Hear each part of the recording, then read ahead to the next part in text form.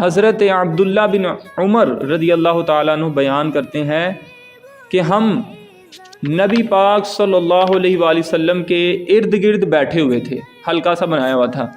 کہ ایک بلند آواز والا یمنی دیہاتی اپنی سرخ اونٹنی کے ساتھ ادھر آیا۔ اس نے اپنی اونٹنی مسجد کے دروازے کے سامنے بٹھائی اور خود آ کر بیٹھ گیا۔ پھر جب اس نے اپنا کام پورا کر لیا تو صحابہ کرام رضی اللہ تعالی عنہم نے عرض کیا، یا رسول اللہ صلی اللہ علیہ وآلہ وسلم، یہ اونٹنی جو دیہاتی کے قبضے میں ہے چوری کی ہے۔ حضور صلی اللہ علیہ وسلم نے فرمایا، کیا اس پر کوئی دلیل ہے؟ صحابہ نے عرض کیا، جی ہاں یا رسول اللہ صلی اللہ علیہ وسلم۔ تو آپ صلی اللہ علیہ وسلم نے حضرت علی سے فرمایا، اگر اس اعرابی پر چوری کی گواہی مل جاتی ہے تو اس سے اللہ کا حق لو، یعنی اس پر چوری کی حد جاری کرو،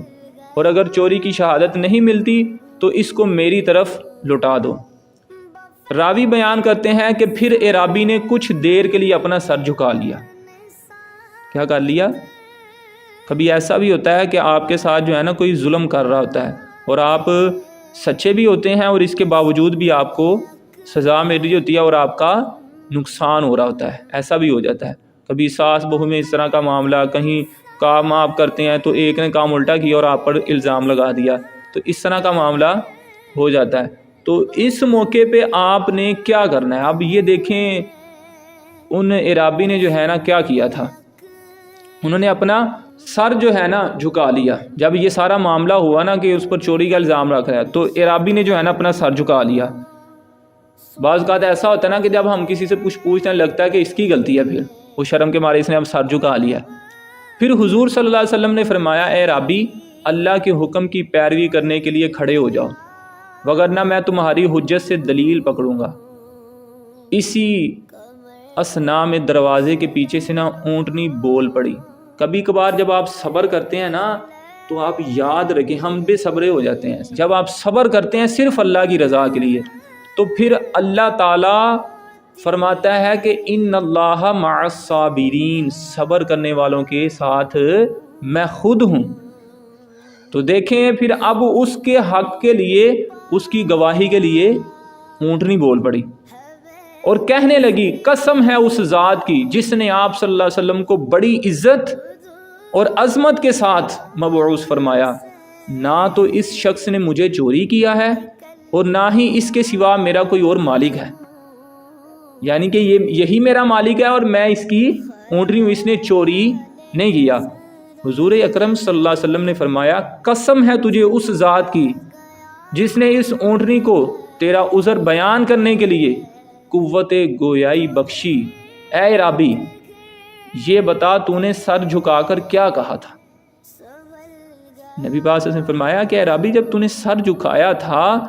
تو نے کیا کہا تھا کہ اللہ کو وہ تیری ادا اتنی پسند آئی کہ اونٹنی کو تیری گواہی کے لیے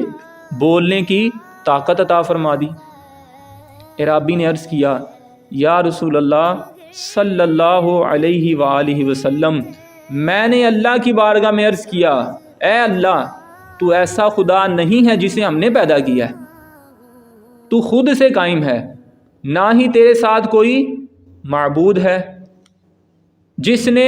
مخلوق بنانے پر تیری مدد کی ہو، تو اکیلا ہے، تیرا کوئی معبود نہیں، اور نہ ہی تیرے ساتھ کوئی اور رب ہے کہ ہم تیری عبادت میں شک کریں،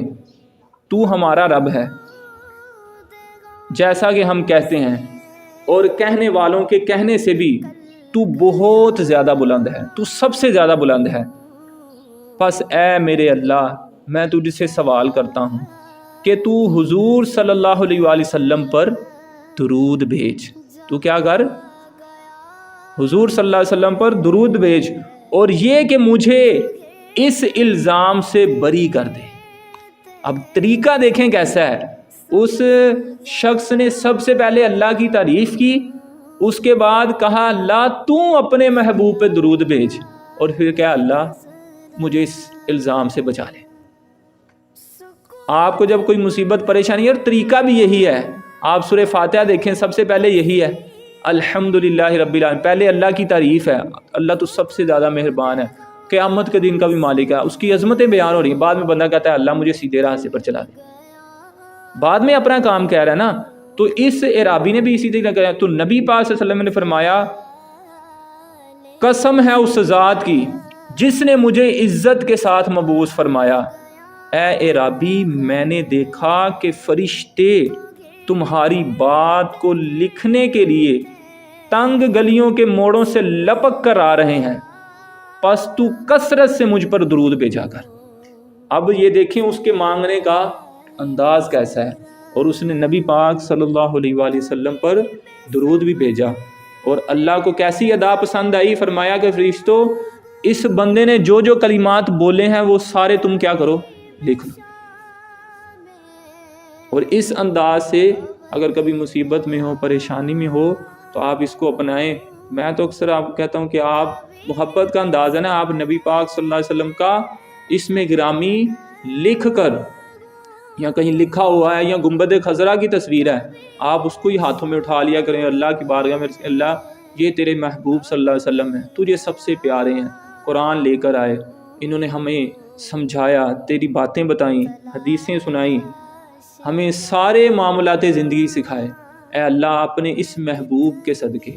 اللہ مجھے معاف کر دے، اللہ مجھے شفا دے دے، میرے بھائی کو شفا دے دے، اس کے قرضے کو دور کر دے، اللہ تو ہم سے راضی ہو جائے۔